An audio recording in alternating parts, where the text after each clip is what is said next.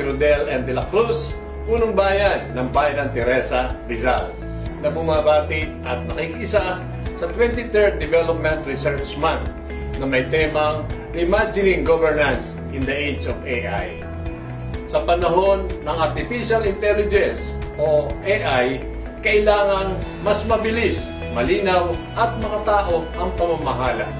Gamitin natin ng wasto, tama at may katotohanang impormasyon at naaayon sa batas ng AI upang mapabilis ang serbisyo, mapabuti ang desisyon at matiyak na makikinabang ang taong bayan.